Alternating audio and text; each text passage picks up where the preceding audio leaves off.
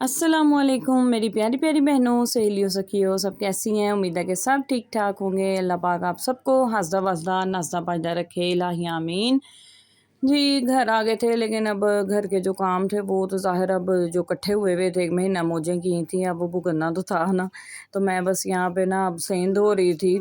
बारिशें भी इतनी हुई हुई थी लाहौर में, ख़ास तौर पे ज़्यादा हुई हुई थी, और उसके बाद पौधों की वजह से भी मिट्टी इतनी इकट्ठी हो जाती है।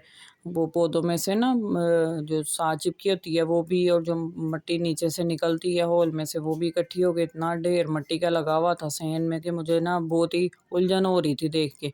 पहले आपको मैंने व्लॉग में दिखाया था कि किचन का क्या हाल था वो मैंने सारा एक दिन किया सुबह-सुबह। फिर उसके बाद मैंने दोपहर को ना फिर मैं सहन को लग गई थी थोड़ा-सा रेस्ट करके। मैंने कहा इसको किए बगैर ज़ेन को ना सुकून नहीं मिलना था, इस वजह से मैंने ना फिर दोपहर को ही ना लग गई थी। मैं कहा बारिश का भी बताया हुआ था लेकिन मुझे बस इतनी उलझन हो रही थी कि मैंने कहा बारिश का नहीं मैं वेट कर सकती, मैं पहले कर लेती हूँ, बाद में बारिश होगी तो देखी जाएगी, वाइपर वगैरह अच्छे से लगा दूँगी। यहाँ पे बस हो गया था मेरा काम, डस्टबिनें भी धो के मैंने उल्टी रख दी थी ताकि ड्राई हो जाएँ तो फिर मैं इनमें शॉपर लगा दूँगी। और पौधों का भी ना ये सीज़न बहुत अच्छा है यहाँ इस मौसम में, बरसात के मौसम में ना पौधे बहुत अच्छे होते हैं। वो मैं आपको नेक्स्ट वीडियो में दिखाऊँगी कि मैंने पौधों के साथ फिर क्या किया है उनके लिए।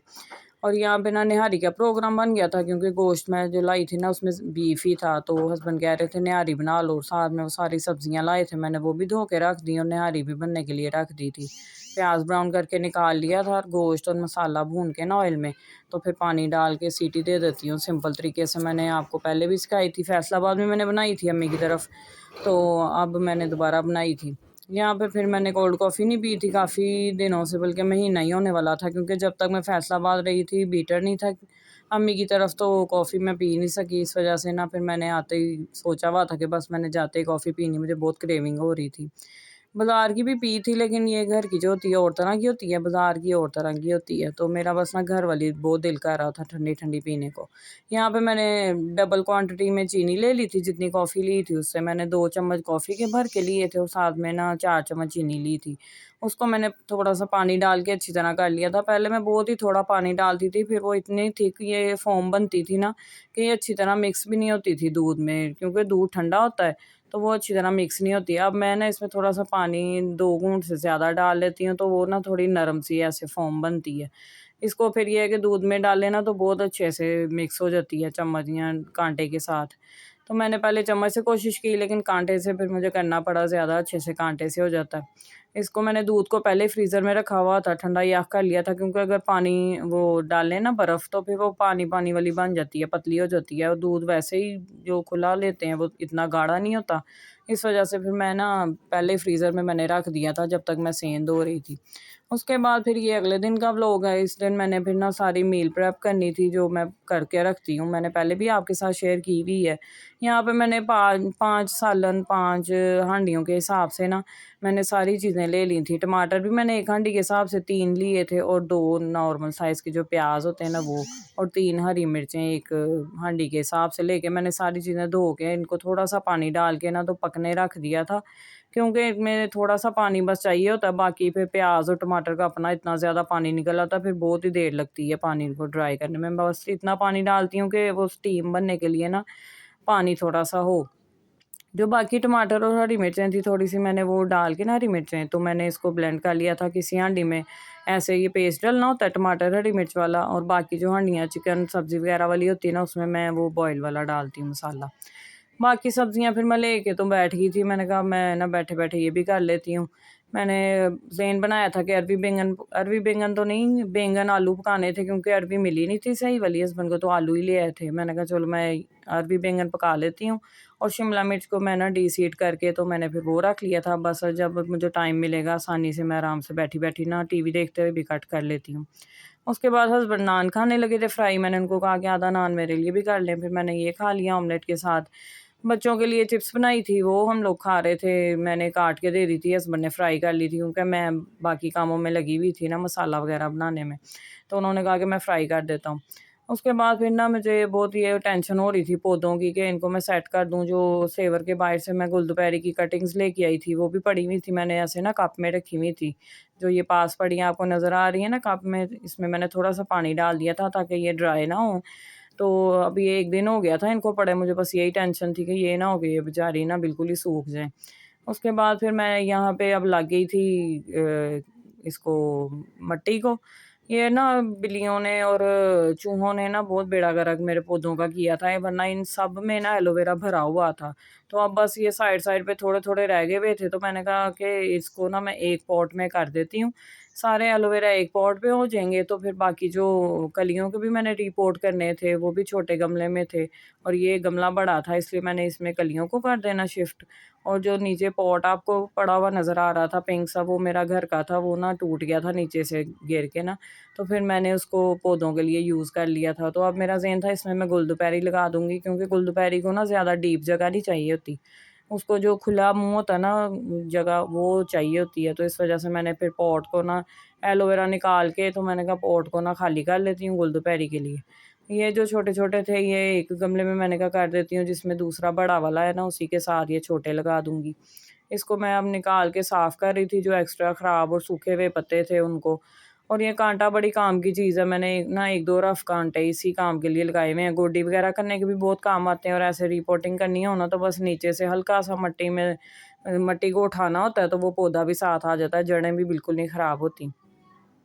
गार्डनिंग एक ऐसी चीज़ है ना कि जिसको शौक है उसने कोई ना कोई रास्ता निकाल ही लेना होता है। अब हम लोग अफ़ोर्ड नहीं करते कि बहुत महँगे टूल्स हों या हर किस्म के टूल्स रखे हों गार्डनिंग वाले।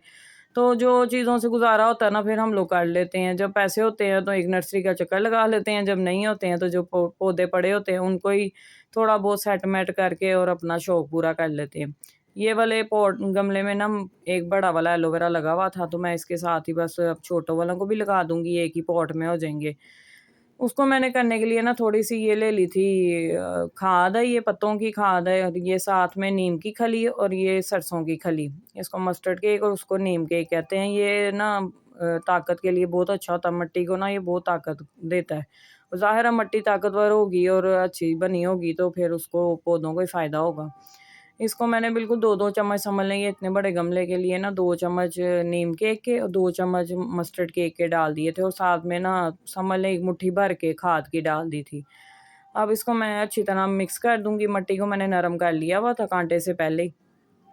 काँटा देख लें कितना काम आ रहा है, ये गोडी भी अच्छे से कर देता है, मिट्टी नरम हो जाती है, आराम से पौधे भी शिफ्ट हो जाते हैं, बिल्कुल भी किसी एक्स्ट्रा टूल की या एक्स्ट्रा पैसे लगाने की ज़रूरत नहीं है। और ये जो खाद और नीम केक और मस्टर्ड केक है ना, ये मैंने दराज़ से एक पेज है गो ऑर्गेनिक के नाम से, उनसे मैंने काफ़ी देर पहले मँगवाया था और ये काफ़ी चल जाते हैं क्योंकि बिल्कुल थोड़ा-थोड़ा यूज़ होना होता है, तो इस वजह से ना काफ़ी देर हो गई है मेरे पास ये पड़े हुए हैं। तो ऐसे जब मैंने कोई शिफ्टिंग करनी होती है, नया पौधा लगाना होता है, उसकी मिट्टी तैयार करती हूँ ना, तो उसमें ऐसे मैं बिल्कुल 1-2 चम्मच डाल के तो फिर मिक्स कर लेती हूँ, तो पौधे काफ़ी अच्छे रहते हैं इसके साथ।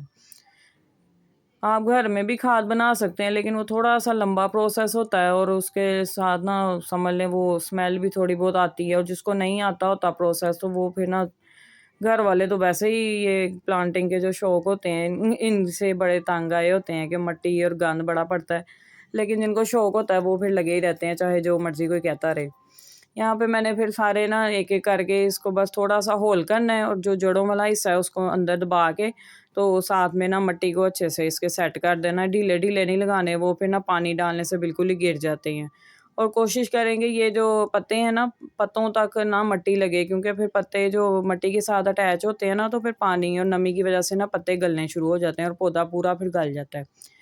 और पानी जो है ना एलोवेरा को बिल्कुल भी कभी भी ऊपर से या पत्तों के ऊपर से ना दें। वो पत्ते इसके इस तरह के रुख के होते हैं कि वो ना पत्तों के ऊपर पानी ठहर जाता है और वहीं पे पड़ा-पड़ा ना फिर वो पत्तों को गला देता है। अभी इससे पहले ना मैंने थोड़ा-सा एक पौधा था वो गला हुआ था, वो मैंने फिर निकाला था। वो इसी वज़ह से कि बारिशों का पानी पड़ा रहा और मैं घर नहीं थी ना, तो वो उसके ऊपर ही पड़े-पड़े ना तो पत्ते गल गए हुए थे। और पूरा पौधा ना नीचे तक गल के तो ज़ाया हो गया।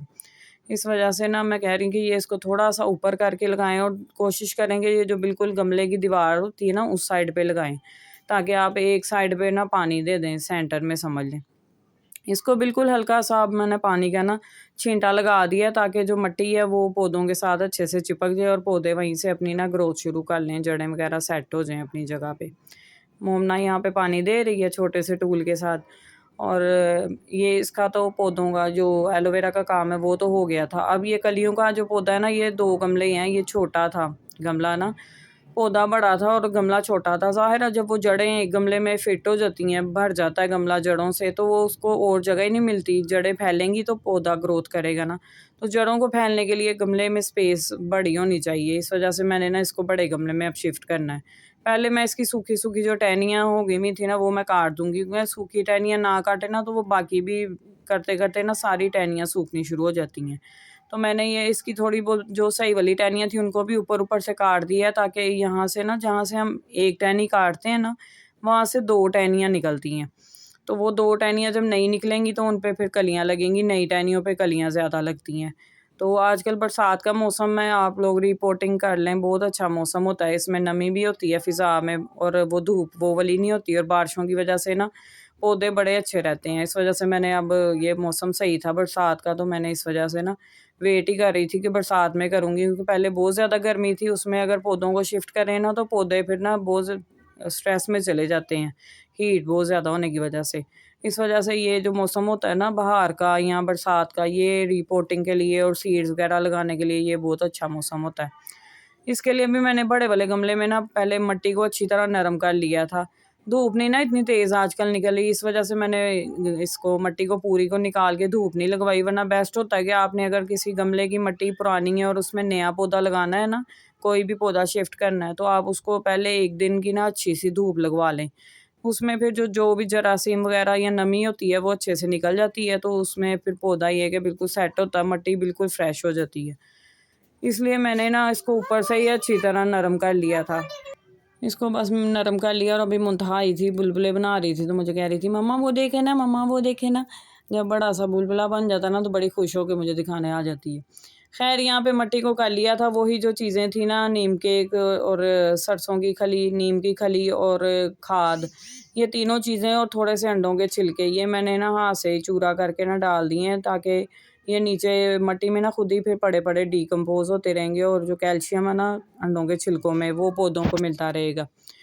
जब आपने मिट्टी अच्छी-सी बनाई हो ना, उसमें ऐसे न्यूट्रिएंट्स वगैरह वाली चीज़ें थोड़ी-सी डाली हों, तो आपको फिर ऊपर से ना खाद वगैरह डालने की भी इतनी ज़रूरत नहीं पड़ती। वो फिर ना पौधा खुद ही मिट्टी में से ना ग़िज़ाइयत सारी लेता रहता है, और फिर बहुत अच्छी ग्रोथ होती है पौधे की।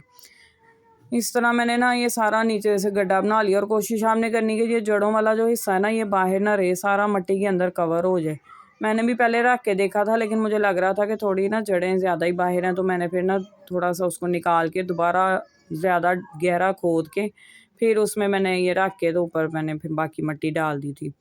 बस जब आपने रिपोर्टिंग या शिफ्टिंग करनी है ना, तो उस टाइम पे पौधे को पानी ज़रूर दे देना एक दफ़ा, ताकि वो सारा जो जड़ें होती हैं ना, वो मिट्टी के साथ बिल्कुल अच्छे से मिक्स हो जाती हैं। फिर वो जड़ें साथ जुड़ के ना, तो एक तरह का ना वो अपने नए घर में ना सेट हो जाती हैं जड़ें, और पौधा फिर अच्छे से ग्रोथ करता है।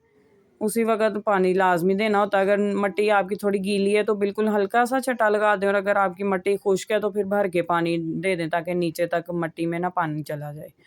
अब मैं गुलदुपहरी की कटिंग लगाने लगी हूँ। इसके लिए मैंने जो गमले में से मिट्टी निकाली है, वो मैंने ले ली है, क्योंकि जो ये पॉट में से निकाली थी ना, ये जो मैंने उल्टी करके निकाली है, पास पड़ी हुई आपको नज़र आ रही, ये बहुत गीली थी, क्योंकि बारिश की वज़ह से ना इसमें काफ़ी नमी थी।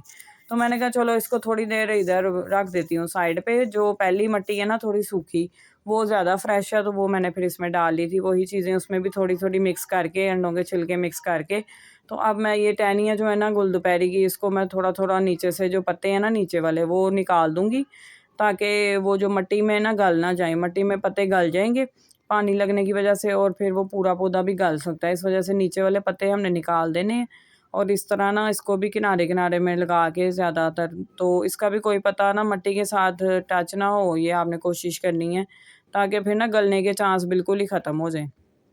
ये 2-4 टिप्स होती हैं जिनकी वजह से पौधे सही ग्रोथ करते हैं, या आपको रिपोर्टिंग वगैरह करनी आ जाती है। और तो गार्डनिंग बहुत ही आसान और मज़े की एक्टिविटी है, इसमें और कोई ऐसी मुश्किल चीज़ नहीं है। मैं भी पहले जब मुझे नया-नया शौक चढ़ा था ना, तो मैंने यूट्यूब पे बहुत ज़्यादा वीडियोज़ देखी गार्डनिंग की, इतनी ज़्यादा देखी हैं, हर वक़्त मैं बस यूट्यूब पे वीडियोज़ ही देखती रहती होती थी। उसकी वजह से ना काफ़ी नॉलेज हो गई हुई है अब, तो अल्लाह का शुक्र है अब इतनी वीडियोज़ भी नहीं देखनी पड़ती, और अगर कोई ज़रूरत पड़े भी, जैसे अब कटिंग वगैरह मेरे लिए फिर भी ना नई चीज़ है, इसके मुझे बहुत ज़्यादा तजुर्बा नहीं है, तो फिर मैं एक दफ़ा ना यूट्यूब पे कोई 2-4 वीडियोज़ देख लेती हूँ।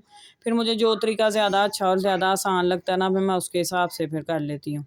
गुलदुपहरी की वीडियोज़ देख-देख के ना मेरा बहुत ही दिल कर रहा था कि मेरे पास भी गुलदुपहरी हो, तो इस वज़ह से ना नर्सरी का चक्कर नहीं लग रहा था, तो मैंने फिर ना सेवर के बाहर से ही ना गमलों में से गार्ड से पूछ के तो फिर ये 3-4 रंगों की ना निकाल ली थी। अब देखें फूल इसमें ना महीने के तक लगेंगे, तब तक ये सेट होंगी, जड़ें वगैरह इसकी बनेंगी, उसके बाद फिर इसमें फूल लगने शुरू होंगे और इसको पहले हल्की-सी धूप में रखना है।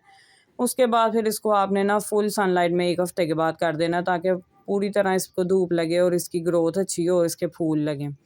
गुलदुपहरी का आपको नाम से ही पता चल रहा होता है कि ये दोपहर में इसके फूल खिलते हैं, जब इस पे धूप पड़ती है ना, तो ये फिर इसके फूल खिलते हैं और शाम को फिर फूल इसके बंद हो जाते हैं। अल्लाह की शान देख लें, एक पौधा है कि वो उसके जो होते हैं फूल वगैरह वो रात को खिलते हैं। एक होता है कि उसके सुबह-सुबह खिलते हैं, वो फिर ना दोपहर तक मुरझा जाते हैं। इस तरह डिफरेंट पौधे हैं जो डिफरेंट टाइमिंग के हिसाब से फूल वगैरह उसके खिलते हैं, तो बड़ा मज़ा आता है देख के कि ये देखें अल्लाह ताला ने कैसी मज़े-मज़े की चीज़ें हमारे लिए बनाई हैं। ये जो टहनियाँ मैंने निकाली थी ना, ऊपर से कटिंग की थी कलियों की, सूखी वाली, तो ये मैंने एलोवेरा के अंदर इस तरह ना लगा दी हैं, ताकि बिल्ली वगैरह अगर आए बैठने की कोशिश करे ना, तो उसको चुभ जाए। बिल्ली को चुभेंगी तो शायद वो फिर आगे से ना बाज़ आ जाए। ये ना हो इसको छोड़ के दूसरे वाले गमलों में बैठ जाए। तो अब बस कोशिश करूँगी कि कब पौधों को ना बचा सकूँ किसी तरह। कोशिश तो ख़ैर आगे भी करते हैं, लेकिन जिस टाइम हम नहीं होते ज़ाहिर अब रात सारी हम लोग कमरे में होते हैं या बहुत ज़्यादा दोपहर को धूप में, तब भी सेन में आना-जाना इतना नहीं होता, तो तब बिल्ली ना दाल लगा के फिर गंद डाल जाती है। और अगर मेरे पौधे बिल्लियों ने ख़राब ना किए होते, तो अब तक मेरा पूरा सेन भर गया होना था और मैं यही सोच-सोच के ना मुझे बिल्लियों पे गुस्सा आने लग जाता है कि इन्होंने मेरे सारे पौधे बर्बाद कर दिए।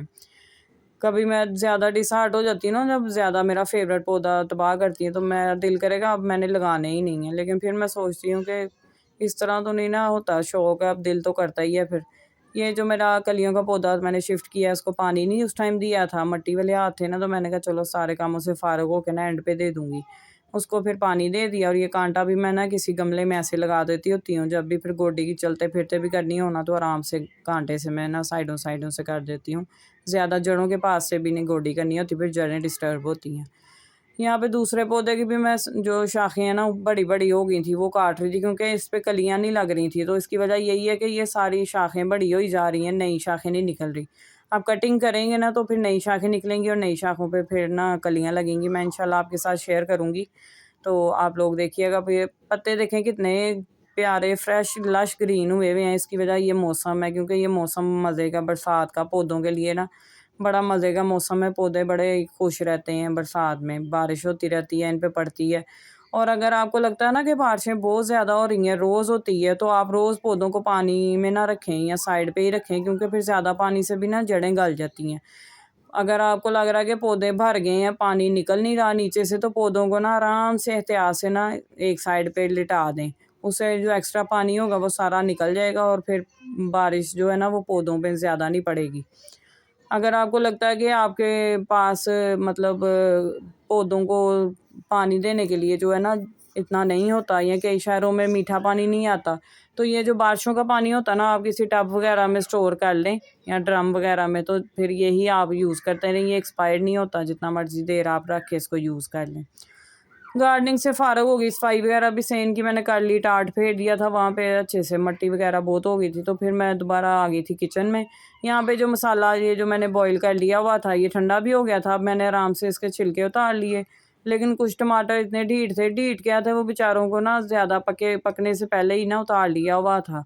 अभी ग्रीन-ग्रीन भी थे और इतने रेड नहीं थे, तो ज़ाहिर है जब पकता है तो तब भी नरम होता है ना, पहले थोड़ा हार्ड होता है और छिलका भी हार्ड था।